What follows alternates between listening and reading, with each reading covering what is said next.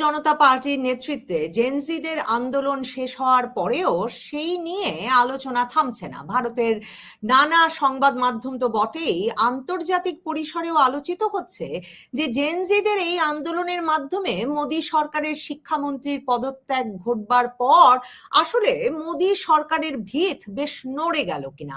যেই প্রধানমন্ত্রী মোদীর সরকারকে একরকমের আন্দোলন সামাল দেওয়ার ক্ষেত্রে অবিচল বলে মনে হয়েছে এত বছর ধরে, তারা একটা বড় ধরনের ধাক্কা খেলেন কিনা এসব নিয়ে যেমন আলোচনা চলছে, তেমনি অন্যদিকে ভারতে বেকারত্ব, বিভিন্ন সিস্টেমের ত্রুটি এসব নিয়ে যে ধরনের অসন্তোষ আছে, সে অসন্তোষ মোদী সরকার এর পর থেকে সহজে সামাল দিতে পারবে নাকি প্রতিটাই শেষ পর্যন্ত রাজপথের আন্দোলনে পরিণত হবে, এসব নিয়ে এখন বেশ আলোচনা চলছে।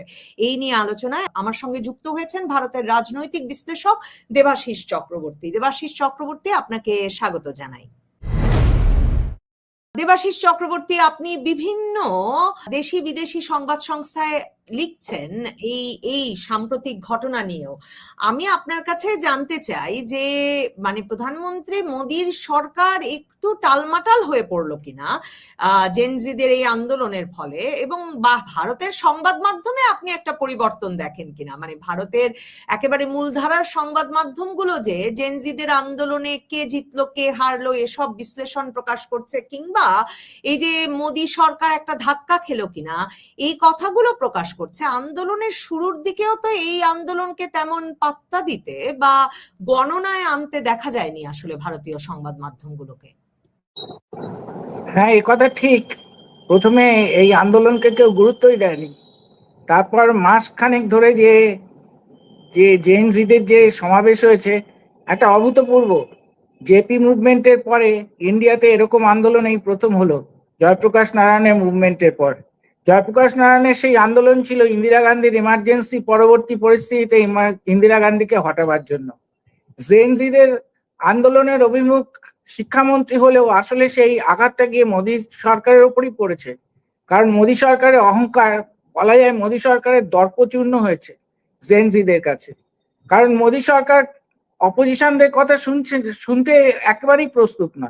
একটা ফ্যাসিবাদী কায়দায় দেশ চালাচ্ছেন, যেখানে অপোজিশনের কোনো ভয়েসই নেই। মিডিয়াকে কিনে রেখেছে।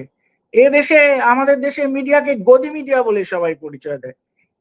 সবাই জানে যে যে নিউজটা আনকমফোর্টেবল টু মোদি, সেটা কিছুতেই আসবে না আমাদের মিডিয়াতে। এই জন্য জেনজিদের আন্দোলনের প্রথম দিকে কোনোই কাভারেজ এরা পায়নি।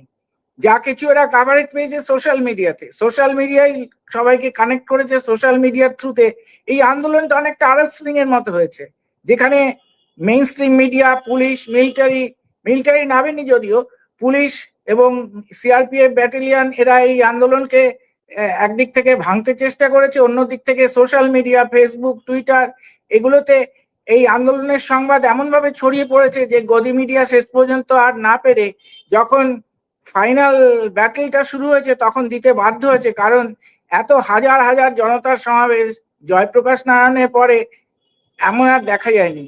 সেই ইন্দিরার ইমার্জেন্সি পরবর্তী পরিস্থিতির মতো একটা সিচুয়েশন সৃষ্টি হয়েছিল এই আন্দোলনে। ফলে এই আন্দোলনের বৈশিষ্ট্য হচ্ছে যে এতে কোনো রাজনৈতিক নেতৃত্ব নেই, কিন্তু সোশ্যাল মিডিয়ার যুবকরা এবং যুবতীরা, ছাত্রছাত্রীরা অভূতপূর্ব সাড়া দিয়েছে। এই সারাটাই মোদী সরকার হজম করতে পারছে না। কারণ তাদের আমলে এরকম আন্দোলন আজ পর্যন্ত কেউ করে উঠতে পারেনি।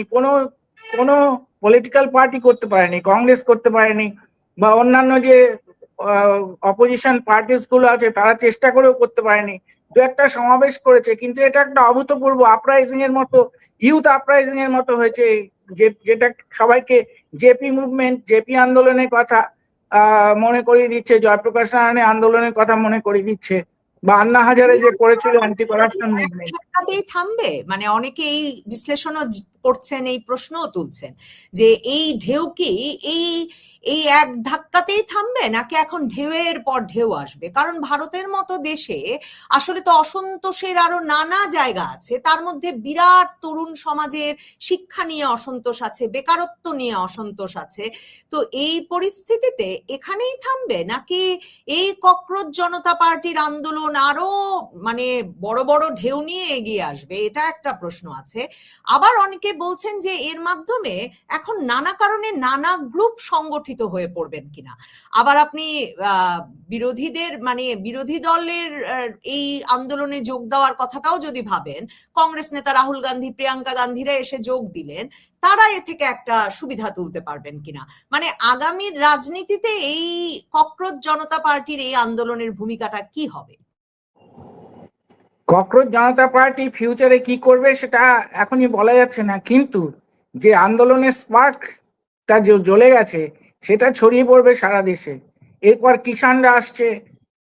কিষানরা আসছে পাঞ্জাব থেকে, 27 মানে এই আজকেই তো ওরাই পাঞ্জাব থেকে আসছে দলে দলে, ওরা আসছিল সাপোর্ট করতে। কিন্তু এই যে কিষান আন্দোলনের আগে, কিষান আন্দোলনে মোদী সরকার বিব্রত হয়েছিল। এই যে স্টুডেন্ট মুভমেন্টের পরে যদি এরকম ভাবে পেজেন্ট মুভমেন্ট ছড়িয়ে পড়ে সারা দেশে, এবং কি হবে, অন্যান্য রাজনৈতিক দলগুলো যারা ব্যাক টু দা প্যাভিলিয়ন হয়ে গেছিল তারা এবার ফ্রন্ট ফুটে খেলতে শুরু করেছে। রাহুল গান্ধী, প্রিয়াঙ্কা গান্ধী এই আন্দোলনে সক্রিয়ভাবে সমর্থন জানিয়েছেন এবং অন্যান্য পলিটিক্যাল পার্টির লোকজন এর মধ্যে ঢুকেছেন। কিন্তু এই যে অপোজিশন পলিটিক্যাল পার্টি এতদিন সাহসী পাচ্ছিল না কিছু করবার, এই আন্দোলনটা সবাইকে সাহস জুগিয়ে দিয়ে গেছে। ফলে ককরোচ জনতা পার্টি থাকবে কি থাকবে না, ককরোচ জনতা পার্টির নেতৃত্বে আন্দোলন হবে কি হবে না, সেটা যদি নাও হয়, ভারতবর্ষে এখন তরুণ সমাজের মধ্যে প্রচুর বিক্ষোভ। এক তো কোনো এমপ্লয়মেন্ট নেই, অন্যদিকে শিক্ষানীতিতে অসম্ভব দুর্নীতি, ফ্যাসিবাদী শিক্ষানীতি, সমস্ত দিক থেকে দেশের শিক্ষাকে মেরে দেওয়া হচ্ছে। ফলে নিট বারবার কেলেঙ্কারিতে সাধারণ যুব সমাজ যারা এই পরীক্ষাগুলো দিয়ে চেষ্টা করছে নিজেদের এস্টাবলিশ করতে, তারা পর্যন্ত ডিপ্রাইভ ফিল করছে। একটা ব্যাপক অংশের যুব সমাজের মধ্যে ফ্রাস্ট্রেশন আছে। ফলে জেনজির এই মুভমেন্টটা থামবে না। ককরোচ ককরোচ জনতা পার্টি আন্দোলনটাকে আগে বাড়াবে না অন্য কোনো রাজনৈতিক দল বা অন্য কোনো ফ্যাকশন আসবে, এটা এখনই বলা যাচ্ছে না। কিন্তু এই আন্দোলন থামবে না এই জন্যই, এর ঢেউ একবার ছড়িয়ে পড়লে এ ঢেউ সহজে কমে না। এই সাহসটাই এতদিন কেউ পাচ্ছিল না, যেটা মোদির ফ্যাসিবাদী সরকারের বিরুদ্ধে কেউ মুখ খুলতে পারছিল না। এবার কি হয়েছে, ভয়ের জায়গাটা ভেঙে দিয়েছে এই ককরোচ জনতা পার্টির তরুণ সমাজ যে আন্দোলনের দুন্দুবি বাজিয়েছে, সেই দুন্দুবির শব্দ প্রতিফলিত হবে এখন বিভিন্ন রাজনৈতিক আন্দোলন, কিষাণ আন্দোলন, মজদুর আন্দোলনে। এবং ভারতবর্ষের মাটি অত্যন্ত ফার্টাইল। এই 10-12 বছর ধরে সবাই এগুলো করে নীরবে সহ্য করছিল। এখন এই আন্দোলন একটা বিশ্বাস দিয়ে গেল, একটা আশা দিয়ে গেল যে সমবেত হয়ে সবাই মিলে ধাক্কা দিলে সে যত বড় সরকারই হোক তার পতন অনিবার্য। এবং মোদী সরকার যতই মুখে বড় বড় কথা বলুক, এই প্রধান যে শিক্ষামন্ত্রী যে পদত্যাগ করেছে সেটা এমনি এমনি করেনি, মানে নিরুপায় হয়ে তাদের পদত্যাগ করাতে হচ্ছে। ফলে এই হচ্ছে অবস্থা, দেশের অবস্থা এই যে একটা আশার আলো সবার মধ্যে জাগরিত হয়েছে এবং মানুষ যে একটা ইনঅ্যাকশনে সাফার করছিল, এখন এই অ্যাকশনটা সবার মধ্যে এসছে, অপোজিশন পলিটিক্যাল পার্টির মধ্যে এসছে, অন্যান্য যুব সংগঠনগুলোর মধ্যে এসছে। আমার ধারণা পলিটিক্যাল অ্যাক্টিভিজম অনেক বেড়ে যাবে ইন্ডিয়াতে, এইটা হচ্ছে আমার ধারণা। সেটা সিজেপি করুক বা অন্য যেই করুক, এটা হবেই এখন ইন্ডিয়াতে, এটা হতে বাধ্য। তার মতো ফার্টাইল গ্রাউন্ড তৈরি হয়ে আছে ইন্ডিয়াতে। মানে একটা রাজনীতিতে একটা সক্রিয় রকমের মানে প্রতিবাদ, প্রতিরোধ, সেটার একটা ঢেউ চলে আসবে। কিন্তু আমার প্রশ্ন হচ্ছে যে শ্রীলঙ্কা, নেপাল, বাংলাদেশ, এই 3 দেশের সঙ্গে এই সিজেপির এই আন্দোলন, জেনজিদের আন্দোলনকে খুব স্বাভাবিকভাবে ভারতের সংবাদ মাধ্যম মেলাচ্ছিল, আন্তর্জাতিক সংবাদ মাধ্যম মেলাচ্ছিল, বাংলাদেশেও এই নিয়ে ব্যাপক আলোচনা হচ্ছিল। মানে এই যে ঠিক মানে মানে বিদেশ থেকে আসা তরুণ, বস্টন থেকে আসা এক তরুণ, সে এরকম একটা দল গঠন করে ফেললো এবং তারপর সামাজিক যোগাযোগ মাধ্যমের সেই আন্দোলন শহরে শহরে ছড়িয়ে পড়লো, ব্যাপকভাবে ছড়িয়ে পড়লো। সুশীল সমাজের প্রতিনিধিরা, সাংস্কৃতিক কর্মীরা, তারা নেমে এলেন এবং বিরোধী রাজনীতিকরা এসে ওই আন্দোলনের ওপর এক রকমের মানে একে তো ইতিবাচক ভাবেও দেখার সুযোগ আছে, নেতিবাচক ভাবেও হয়তো দেখার সুযোগ আছে, এক রকমের চেপে বসলেন। তো এই যে পুরো ফর্মুলাটা, এই ফর্মুলায় তো শ্রীলঙ্কায় স্থিতিশীলতা এসেছে, সরকার, একটা নির্বাচন হয়েছে, অর্থনৈতিক অবস্থাও ঘুরে দাঁড়াতে শুরু করেছে, কিন্তু নেপালে বলুন কিংবা মানে বাংলাদেশেও একটা স্থিতিশীল অন্তর্ভুক্তিমূলক পরিবেশ তো সৃষ্টি করা যায় নাই। মানে এই সরকার পতন ঘটিয়ে এরকম তরুণরা, জেনজিরা আসলে কি বিকল্প নিয়ে হাজির হতে পারেন? বিষয়টা হচ্ছে, ভারতবর্ষের পরিস্থিতি শ্রীলঙ্কা, বাংলাদেশ বা নেপাল থেকে আলাদা। ভারতবর্ষ একটা সাবকন্টিনেন্ট, নানান রিজিয়নে বিভক্ত, নানান ল্যাঙ্গুয়েজে বিভক্ত, নানান রিলিজিয়নে বিভক্ত। ফলে এদের অর্গানাইজ করে মুভমেন্ট করা খুব মুশকিল। সেই জন্য কি হয়েছে, এই যে এতগুলো রিজিওনাল পার্টি ইন্ডিয়াতে, এতগুলো রিজিওনাল পার্টিকে ইউনাইট করার জন্য যে অপোজিশন ফোরামটা তৈরি হয়েছে, রাহুল গান্ধী, প্রিয়াঙ্কা গান্ধী যার নেতৃত্ব দিচ্ছেন, কিছুতেই তারা একজোট হতে পারছিল না। কিন্তু জেনজির আন্দোলন দেখিয়ে দিয়ে গেল, দেখো তোমরা যদি একজোট হয়ে আন্দোলন করতে পারো তাহলে দর্পচূর্ণ হতে বাধ্য। এই কনফিডেন্সটা দিয়ে গেছে। এই কনফিডেন্সটা পলিটিক্যাল পার্টিগুলোর মধ্যে ছিল না। তারা নানান কারণে এক্স ওয়াই এর বিরুদ্ধে, ওয়াই জেড এর বিরুদ্ধে করে যাচ্ছে। আর সরকারের দিক থেকেও একটা প্রচার চলছিল যে funded by foreign governments, Pakistan, Bangladesh, এই সমস্ত বলে একটা অপপ্রচার চালিয়ে আন্দোলনকে কালিমালিপ্ত করার চেষ্টা করেছিল। কিন্তু এই আন্দোলন প্রমাণ করলো, যদি এই আন্দোলনটা এরা এখানে না থামাতো, মনে হতো এটাকে মোদী সরকারের পতনের জন্য funded by the foreign hands বা ফরেন কান্ট্রিজ। কিন্তু সেটা ওরা প্রমাণ করতে পারলো না, কারণ ওরা মুভমেন্ট কল অফ করে নিয়েছে। কিন্তু বিষয় হচ্ছে, মুভমেন্ট তো সিজেপি কল অফ করেছে, cockroach Janata party call of করেছে। ককরোচ জনতা পার্টি একটা পলিটিক্যাল পার্টি না, এটা একটা এরা একটা সোশ্যাল মিডিয়ার কলে এত তরুণকে সমাবেত করেছিল, এটা ওদের ক্রেডিট। কিন্তু ইন্ডিয়াতে অপোজিশন পার্টিগুলো এক্সিস্ট করছে এবং তারা তাদের মতো করে এবার যদি ইউনাইটেড হতে পারে, ইন্ডিয়ান অপোজিশন যদি ইউনাইটেড হতে পারে, তাহলে মোদী সরকারের পক্ষে খুবই মুশকিল হবে এই পরিস্থিতিটা সামাল দেবার। যেমন জয়প্রকাশ নারায়ণের আন্দোলনের পরে জয়প্রকাশ নিজে ক্ষমতায় আসেনি, কিন্তু এই জনতা দলের রাস্তা খুলে দিয়েছিল, তেমনি ককরোচ জনতা পার্টির আন্দোলন অ্যাকচুয়ালি ইন্ডিয়ান পলিটিক্যাল পার্টিস গুলোর কাছে একটা open invitation, you follow us and you can achieve, you can do something. So this is the high time that you can organize yourself, you can unitedly fight. এই মেসেজটা খুব দরকার ছিল এবং এটা ককরোচ জনতা পার্টির তরুণরা, শুধু ককরোচ জনতা পার্টি কেন, প্রচুর তরুণ দেশ বিদেশ সমস্ত দেশের সমস্ত স্টেট গুলো থেকে সমবেত হয়েছে। দিল্লিতে মেইন জমায়েতটা হয়েছে, কিন্তু মুম্বাইতে হয়েছে, কলকাতায় হয়েছে, সমস্ত জায়গায় ছড়িয়ে পড়েছে, পাটনায় হয়েছে। ফলে এই আন্দোলনের রেশ সারা দেশে ছড়িয়ে পড়েছে। এইটা একটা খুব সিগনিফিকেন্ট ফ্যাক্টর যে পলিটিক্যাল পার্টিগুলো, অপোজিশন পলিটিক্যাল পার্টিগুলো এখন বুঝতে পারবে যে ইট ইজ পসিবল। এতদিন মনে হচ্ছিল এগুলো কোয়াইট ইম্পসিবল, কিন্তু সেই কোয়াইট ইম্পসিবিলিটিটা ভেঙে দিয়েছে ককরোচ জনতা পার্টি। এটা একটা কন্ডিউসিভ সিচুয়েশনের জন্ম দিয়েছে যে ভারতবর্ষে এখন অপোজিশন পলিটিক্যাল পার্টিগুলো, অপোজিশন ফোর্সেস কিষাণ মজদুরদের আন্দোলন দানা বাঁধতে পারবে। সেই জন্য ককরোচ জনতা পার্টি বা তরুণদের সমস্ত পার্টির পক্ষ থেকেই অভিনন্দন জানানো হয়েছে, কারণ এই কাজটা হয়েছে ফ্যাসিবাদের বিরুদ্ধে প্রথম যে প্রতিবাদের যে আগুনটা জ্বালিয়ে দিয়ে গেছে ককরোচ জনতা পার্টির আন্দোলন। সেই অর্থে এই আন্দোলন সিগনিফিক্যান্ট, হিস্টোরিক, এবং এই আন্দোলনের সাথে অনেকেই আরব স্প্রিং এর মিল খুঁজে পাচ্ছেন, অনেকেই চিলির যে ছাত্র আন্দোলন হচ্ছে তার মিল খুঁজে পাচ্ছেন। মিলও আছে, অমিলও আছে। মূল কথা হচ্ছে আরব স্প্রিং যেমন খুঁজতে যাই, আরব স্প্রিং থেকে শুরু করে মানে এটা আমেরিকার বিভিন্ন পরবর্তীতে প্রকাশিত অফিসিয়াল ডকুমেন্ট থেকে শুরু করে নানা ভাষ্যকারের মন্তব্যেও এটা স্পষ্ট যে রেজিম চেঞ্জ অপারেশন মার্কিন ডিপ স্টেটেরও এসব ক্ষেত্রে খুব সক্রিয় থাকে। মানে একটা শিক্ষামন্ত্রীর পদত্যাগের দাবি সেখানেই শেষ হয় না কেন, কেন সরকারই ফেলে দিতে হবে, সে প্রশ্নও তো থাকে। এবং এই যে সব শহরে আসলে কি ছড়িয়ে পড়েছে, আপনি নিজে আসাম ইউনিভার্সিটির অধ্যাপক, আপনার কি মনে হয় যে সকল অর্থনৈতিক স্তরের, সকল ব্যাকগ্রাউন্ডের তরুণেরাই এই আন্দোলনের সঙ্গে নিজেদেরকে যুক্ত বোধ করেছেন, নাকি এটা আসলে একটা মুষ্টিমেয়ের আন্দোলন? কারণ এটাও আবার আমার আর এখানে এসেও ভারতের সাংবাদিকরাই বলেছেন যে সোশ্যাল মিডিয়ায় যত দেখে আমরা যত উত্তেজিত বোধ করছি, আসলে ঘটনা তত বিস্তৃত বা বিস্তারিত নয়। সেটাও মানে যত বড় নয়, সোশ্যাল মিডিয়ায় আরো বেশি করে দেখানো হয়, বা ডিপ স্টেটের মার্কিন যুক্তরাষ্ট্রের রেজিম চেঞ্জ অপারেশনের অন্তর্গত সেই আরব স্প্রিং থেকে যেসব ঘটনা, সেসবকেও যদি সামনে আনি, তাহলেও মানে এটা আসলে ভালো পরিণতি আনে কিনা সে প্রশ্নও তো অনেকে তুলছেন, বা এটা একটা সাজানো আন্দোলন ছিল কিনা। মূল কথা হচ্ছে ইন্ডিয়াতেও ডিপ স্টেট আছে, যেমন আমেরিকান ডিপ স্টেট অপারেট করছে, তেমনি ইন্ডিয়ান ডিপ স্টেটও অপারেট করছে। এটাকে কি করে ফিজল আউট করা যায় এটা দেখতে হবে। ইন্ডিয়া এখন অ্যাকচুয়ালি একটা কি বলবো ইম্পেরিয়ালিস্ট কান্ট্রিতে পরিণত হয়েছে। এরাও অস্ত্র অস্ত্র এক্সপোর্ট করে, এরাও যুদ্ধ বিগ্রহে পার্টিসিপেট করে।